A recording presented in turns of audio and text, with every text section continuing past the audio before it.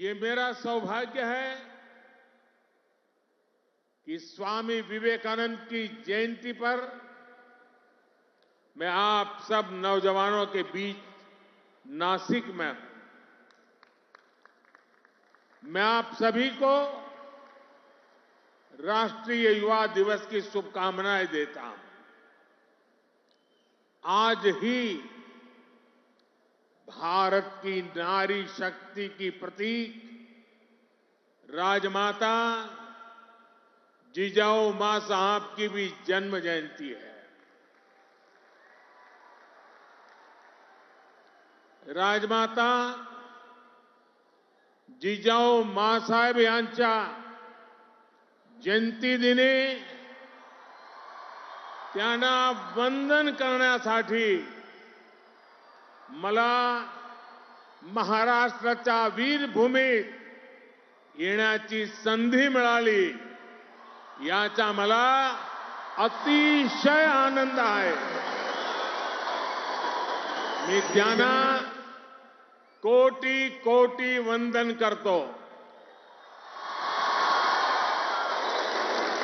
साथियों, ये केवल एक संयोग नहीं है कि भारत की अनेक महान विभूतियों का संबंध महाराष्ट्र की धरती से रहा है। ये इस पुण्य भूमि का, इस वीर भूमि का और इस तपोभूमि का प्रभाव है। इस धरती पर राजमाता जिजाऊ मां साहब जैसी मातृशक्ति ने छत्रपति शिवाजी महाराज जैसे महानायक को गढ़ा। इसी धरती ने देवी अहल्याबाई होलकर, रमाबाई अंबेडकर जैसी महान नारियां हमें दी। इसी धरती ने लोकमान्य तिलक, वीर सावरकर, आनंद कन्हेरे, दादा साहब पोटनीस, चाफेकर बंधु जैसे अनेक सपूत हमें दिए। नासिक पंचवटी की इस भूमि में प्रभु श्री राम ने काफी समय बिताया था। मैं आज इस भूमि को भी नमन करता हूं, श्रद्धापूर्वक प्रणाम करता हूं। मैंने आह्वान किया था कि जनवरी तक हम सभी 22 जनवरी तक हम सभी देश के तीर्थ स्थानों की, मंदिरों की साफ सफाई करें, स्वच्छता का अभियान चलाएं। आज मुझे कालाराम मंदिर में दर्शन करने का, मंदिर परिसर में सफाई करने का सौभाग्य मिला है। मैं देशवासियों से फिर अपना आग्रह दोहराऊंगा कि राम मंदिर में प्राण प्रतिष्ठा के पावन अवसर के निमित्त देश के सभी मंदिरों में, सभी तीर्थ क्षेत्रों में स्वच्छता अभियान चलाएं, अपना श्रमदान करें। मेरे युवा साथियों, हमारे देश के ऋषियों, मुनियों, संतों से लेकर सामान्य मानवी तक सभी ने हमेशा युवा शक्ति को सर्वोपरि रखा है। श्री अरविंद तो कहते थे कि अगर भारत को अपने लक्ष्य पूरे करने हैं तो भारत के युवाओं को एक स्वतंत्र सोच के साथ आगे बढ़ना होगा। स्वामी विवेकानंद जी भी कहते थे, भारत की उम्मीदें भारत के युवाओं के चरित्र, उनकी प्रतिबद्धता पर टिकी है, उनकी बौद्धिकता पर टिकी है।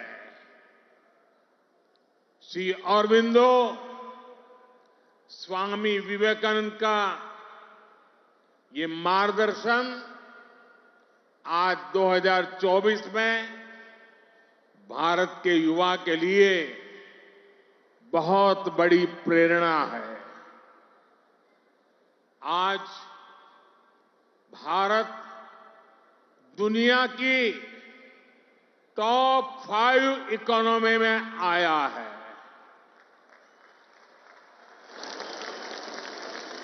तो इसके पीछे भारत के युवाओं की ताकत है। आज भारत दुनिया के टॉप 3 स्टार्टअप इकोसिस्टम में आया है, तो इसके पीछे भारत के युवाओं की ताकत है। आज भारत एक से बढ़कर एक इनोवेशन कर रहा है। आज भारत रिकॉर्ड पेटेंट फाइल कर रहा है। आज भारत दुनिया का बड़ा मैन्युफैक्चरिंग हब बन रहा है। तो इसका आधार भारत के युवा है, भारत के युवाओं का सामर्थ्य है। साथियों, समय हर किसी को अपने जीवन काल में एक सुनहरा मौका जरूर देता है। भारत के युवाओं के लिए समय का वो सुनहरा मौका अभी है। अमृत काल का ये कालखंड है। आज आपके पास मौका है इतिहास बनाने का, इतिहास में अपना नाम दर्ज कराने का। आप याद करिए, आज भी हम सर एम विश्वेश्वरैया की याद में इंजीनियर्स डे मनाते हैं। उन्होंने 19वीं और 12वीं शताब्दी में अपना जो इंजीनियरिंग कौशल दिखाया, उसका आज भी मुकाबला मुश्किल है। आज भी हम मेजर ध्यानचंद को याद करते हैं। उन्होंने हॉकी की स्टिक से जो जादू दिखाया, वो आज तक लोग भूल नहीं पाए हैं। आज भी हम भगत सिंह, चंद्रशेखर आजाद, बटुकेश्वर दत्त जैसे अनगिनत क्रांतिकारियों को याद करते हैं। उन्होंने अपने पराक्रम से अंग्रेजों को पस्त करके रख दिया था। आज हम महाराष्ट्र की वीर भूमि पर हैं। आज भी हम सभी महात्मा फुले, सावित्रीबाई फुले को इसलिए याद कर रहे हैं क्योंकि उन्होंने शिक्षा को सामाजिक सशक्तिकरण का एक माध्यम बनाया। आजादी के पहले के कालखंड में ऐसे सभी महान व्यक्तित्वों ने देश के लिए काम किया। वो जिए तो देश के लिए, वो जूझे तो देश के लिए। उन्होंने सपने संजोए तो देश के लिए, उन्होंने संकल्प किए तो देश के लिए, और उन्होंने देश को नई दिशा दिखाई। अब अमृत काल के इस कालखंड में आज वो दायित्व आप सभी मेरे युवा साथियों के कंधों पर है। अब आपको अमृत काल में भारत को एक नई ऊंचाई पर ले जाना है। आप ऐसा काम करिए कि अगली शताब्दी में उस वक्त की पीढ़ी आपको याद करे, आपके पराक्रम को याद करे। आप अपने नाम को भारत और पूरी दुनिया में, दुनिया के इतिहास में स्वर्ण अक्षरों में लिख सकते हैं। इसलिए मैं आपको 21वीं सदी के भारत की सबसे सौभाग्यशाली पीढ़ी मानता हूं। मैं जानता हूं आप ये कर सकते हैं। भारत के युवा ये लक्ष्य हासिल कर सकते हैं।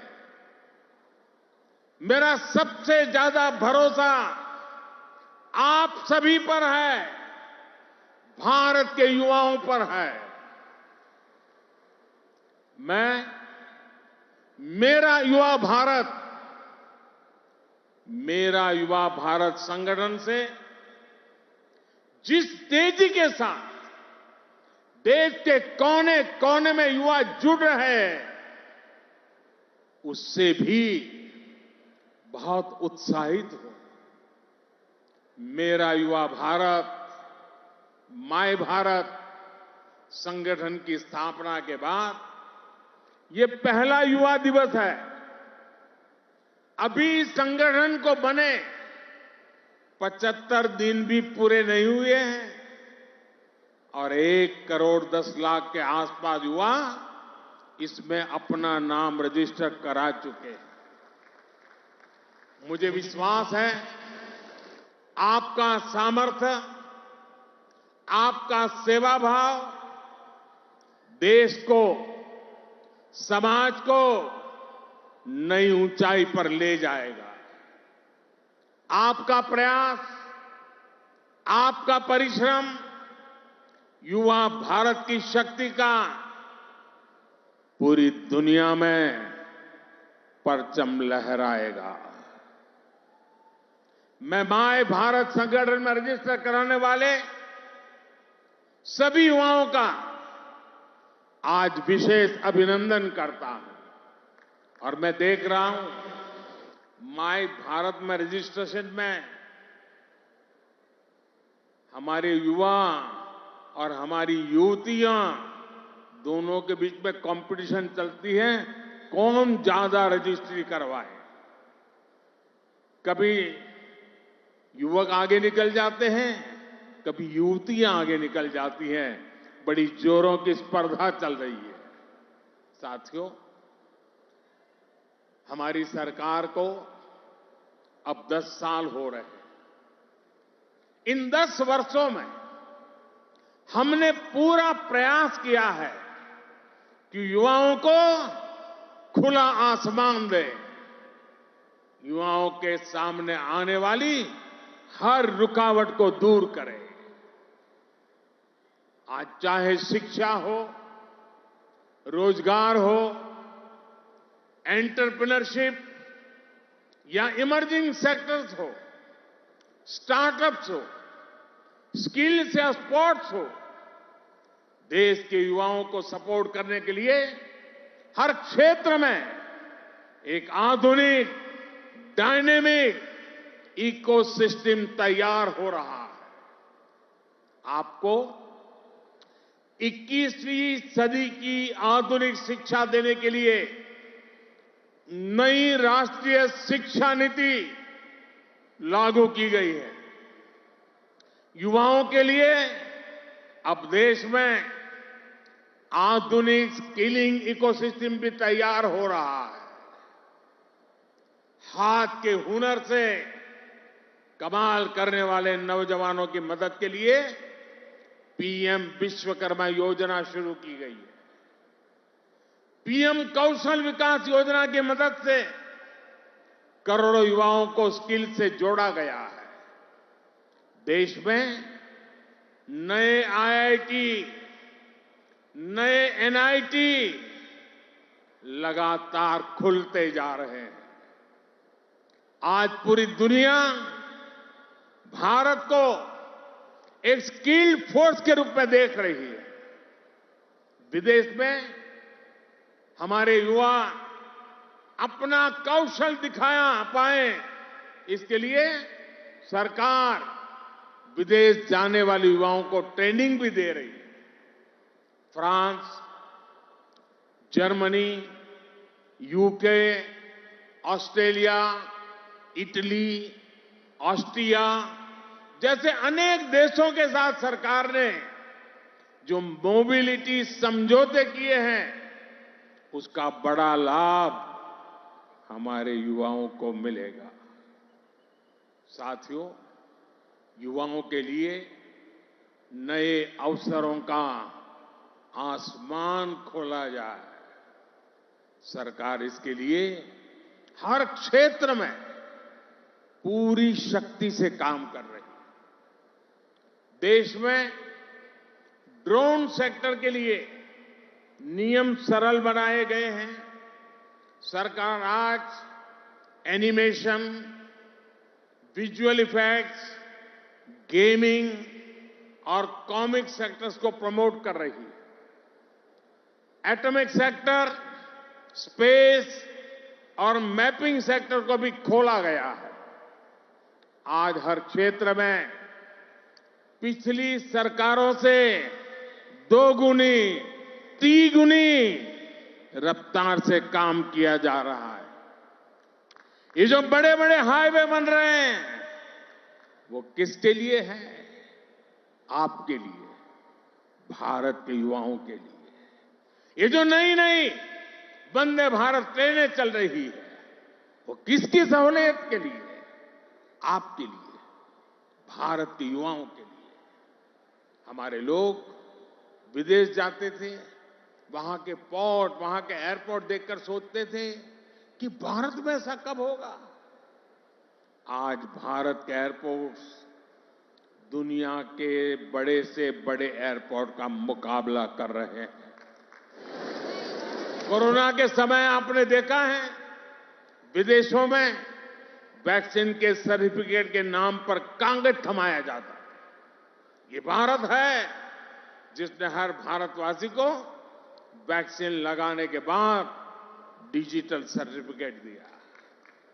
आज दुनिया के कितने ही बड़े देश हैं जहां पर लोग मोबाइल डेटा इस्तेमाल करने से पहले 100 बार सोचते हैं।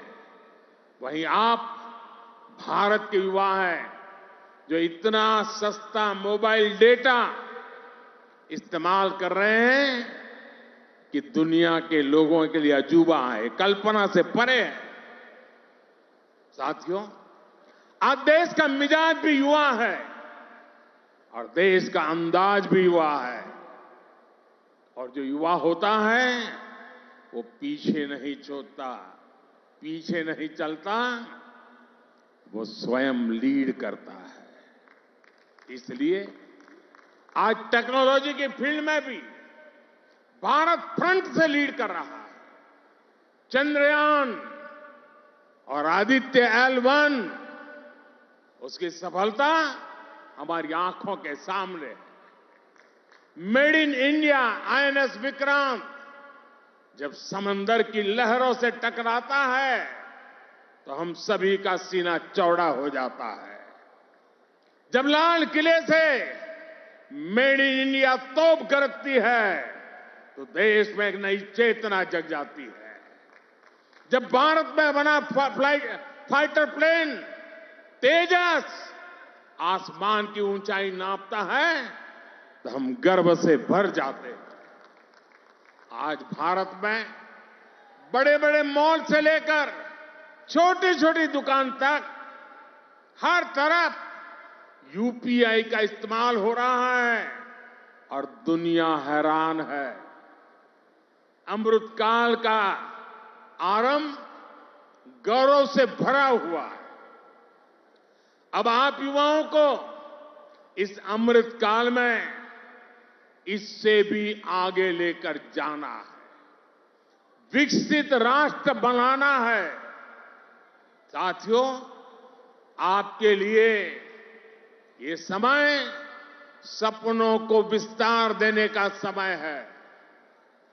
अब हमें केवल समस्याओं के समाधान नहीं खोजने हैं, हमें केवल चुनौतियों पर विजय नहीं पानी है, हमें खुद अपने लिए नए चैलेंजेस तय करने होंगे। हमने 5 ट्रिलियन इकोनॉमी का लक्ष्य सामने रखा है। हमें दुनिया की तीसरी सबसे बड़ी अर्थव्यवस्था बनना है।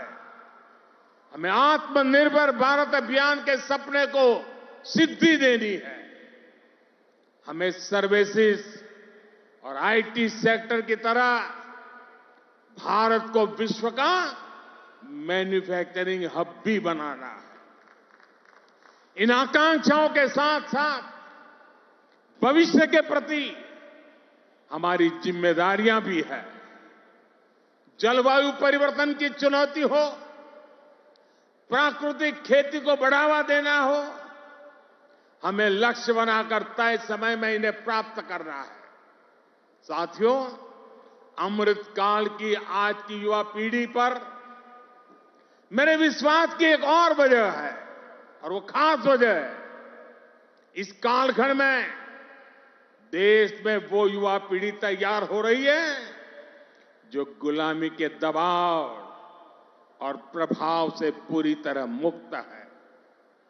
इस पीढ़ी का युवा खुलकर कह रहा है, विकास भी और विरासत भी। ये लोग, आयुर्वेद तो हमारे देश में योग हो या आयुर्वेद हो, हमेशा भारत के लिए एक पहचान के रूप में रहा है। लेकिन आजादी के बाद इन्हें ऐसे ही भुला दिया गया। आज दुनिया इन्हें स्वीकार कर रही है। आज भारत का युवा योग आयुर्वेद का ब्रांड एम्बेसडर बन रहा है। साथियों, आप अपने दादा दादी, अपने नाना नानी से पूछिएगा, वो आपको बताएंगे कि उनके दौर में रसोई में बाजरे की रोटी, कोदो, कुटकी, रागी, ज्वार, यही तो हुआ करता था। लेकिन गुलामी की मानसिकता में इस अन्न को गरीबी के साथ जोड़ दिया गया, इन्हें रसोई से बाहर कर दिया गया।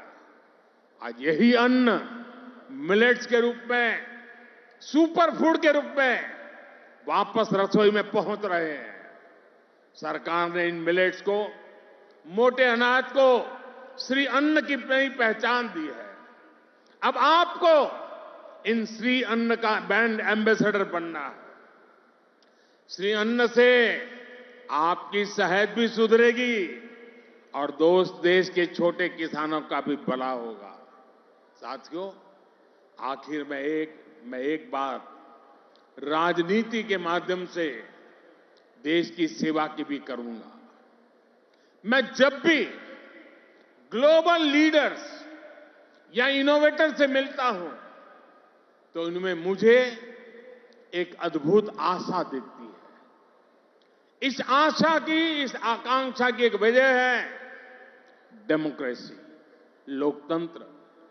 भारत मदर ऑफ डेमोक्रेसी है, लोकतंत्र की जननी है। लोकतंत्र में युवाओं की भागीदारी जितनी अधिक होगी, राष्ट्र का भविष्य उतना ही बेहतर होगा। इस भागीदारी के कई तरीके हैं। अगर आप सक्रिय राजनीति में आते हैं तो आप परिवारवाद की राजनीति के प्रभाव को उतना ही कम करेंगे। आप जानते हैं कि परिवारवाद की राजनीति ने देश का कितना नुकसान किया है। लोकतंत्र में भागीदारी का एक और महत्वपूर्ण तरीका है कि आप अपनी राय वोट के जरिए जाहिर करें। आप में से बहुत से लोग ऐसे होंगे जो इस बार जीवन में पहली बार वोट डालेंगे। फर्स्ट टाइम वोटर्स हमारे लोकतंत्र में नई ऊर्जा और शक्ति ला सकते हैं। इसलिए वोट करने के लिए आपका नाम लिस्ट में आए, इसके लिए जल्दी से जल्दी सारी प्रक्रिया पूरी कर लीजिए। आपके पॉलिटिकल व्यूज से ज्यादा जरूरी है कि आप देश के भविष्य के लिए अपना वोट डालते हैं, अपनी भागीदारी कराते हैं। साथियों, अगले 25 वर्षों का ये अमृत काल आपके लिए कर्तव्य काल भी है। जब आप अपने कर्तव्यों को सर्वोपरि रखेंगे तो समाज भी आगे बढ़ेगा, देश भी आगे बढ़ेगा। इसलिए आपको कुछ सूत्र याद रखने होंगे। जितना हो सके आप लोकल को, स्थानीय प्रोडक्ट को प्रमोट करिए, मेड इन इंडिया प्रोडक्ट का ही इस्तेमाल करिए। किसी भी तरह की ड्रग्स और नशे की लत से बिल्कुल दूर रहिए। इन्हें अपने जीवन से दूर रखिए और माताओं, बहनों, बेटियों के नाम अपशब्दों का, गालियों का इस्तेमाल करने का जो चलन है, उसके खिलाफ आवाज उठाइए, इसे बंद करवाइए। मैंने लाल किले से भी इसका आग्रह किया था, आज फिर से दोहरा रहा। साथियों, मुझे विश्वास है आप सब, हमारे देश का एक एक युवा अपने हर दायित्व को पूरी निष्ठा और सामर्थ्य से पूरा करेगा। सशक्त, समर्थ और सक्षम भारत के स्वप्न की सिद्धि का जो दीप हमने जलाया है, वो इसी अमृत काल में अमर ज्योति बनकर विश्व को प्रदीप्त करेगा। इसी संकल्प के साथ आप सभी का बहुत बहुत धन्यवाद। भारत माता की दोनों मुट्ठी बंद करके पूरी ताकत से आप जिस राज्य से आए हैं वहां तक आपकी आवाज पहुंचनी चाहिए। भारत माता की, भारत माता की, भारत माता की, भारत माता की। वंदे वंदे वंदे वंदे वंदे वंदे वंदे वंदे वंदे। धन्यवाद। बहुत बहुत धन्यवाद माननीय प्रधानमंत्री जी। आपका एक एक शब्द हम सभी के लिए प्रेरणा का स्रोत है, जो हमें अपने राष्ट्र के लिए एक उज्जवल और अधिक प्रगतिशील भविष्य की दिशा में काम करने के लिए प्रेरित करता है। एक नया इतिहास हमें रचना है। अमृत काल में हमारे लिए ये कर्तव्य काल है।